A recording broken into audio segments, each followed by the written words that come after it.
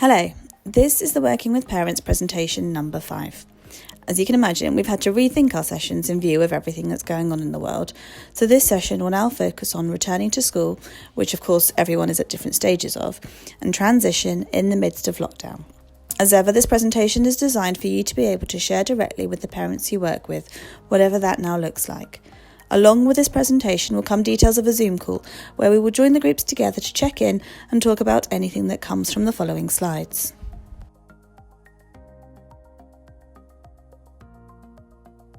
At the beginning of lockdown, Oxford University used social media to recruit parents to take part in the Co-Space study. Parents were sent assessment measures and research questions about their own and their children's well-being and reactions to COVID-19. They are releasing data on the Emerging Minds website throughout this period. They have shared these 6 things that are reportedly worrying our primary school-aged children at this time. Their uncertainty, fun events that have been cancelled, worries about friendship, having to keep socially distanced, being away from home, and transition in September. Through the slides, I will be using the words worry and anxiety interchangeably, even though they are clinically different, as some are more comfortable using one word over another. As we know, anxiety in a home can become a vicious cycle. An openly anxious parent can increase a child's anxieties. A worried child can increase a parent's anxieties, and round it goes. There is ongoing research about the behavioural and genetic reasons for this. We often talk about children, especially younger ones, not being able to change their behaviour on their own. They need the adults to do something differently. This can be challenging for adults to hear, especially parents in a crisis trying to manage their own emotions. As ever, children are unlikely to have the words to tell you that they're worried or anxious, and you're more likely to see some or all of these changes in behaviour. And of course, this isn't an exhaustive list. These behaviours might be seen in many of our children to varying degrees at the moment. It's focusing on how much they're impacting on a child's life and their ability to return to school.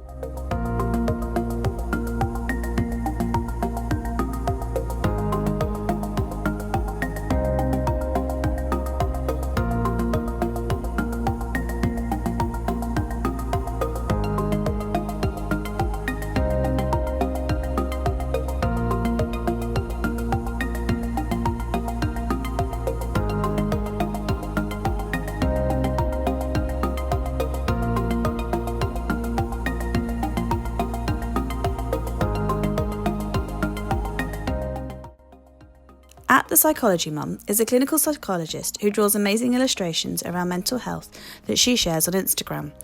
The attached explanations and suggestions are generally helpfully short, direct, and easy to share. I've shared this particular list as they are strategies helpful to manage all difficult life events. It's not COVID specific, and I wondered if this would help remind parents that whilst current situation is unprecedented and overwhelming, the advice is the same. It is a life event that can be overcome.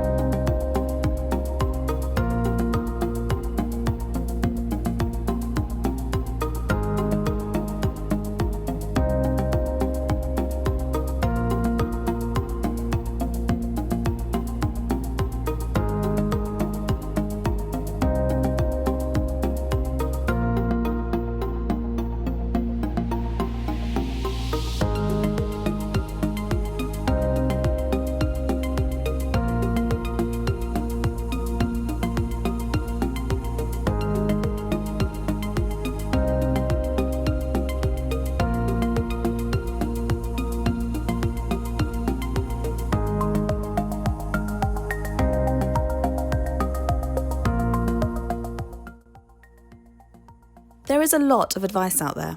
People are finding creative ways to support their client base. We've trawled through some of them so that you don't have to, and these are our top tips.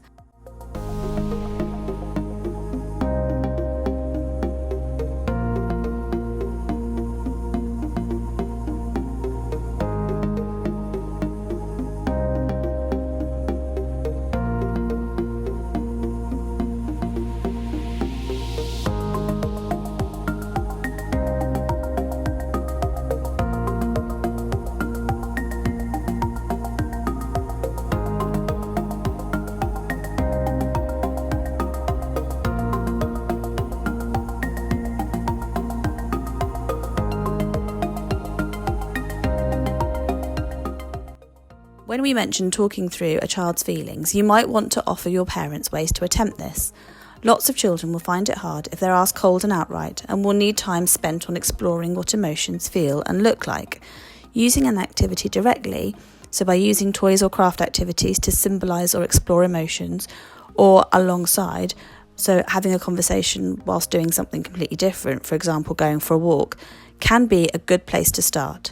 I've shared this activity that again I found on Instagram that I really liked and thought would be a good way to talk about experiences or events making us feel more than one emotion at the same time.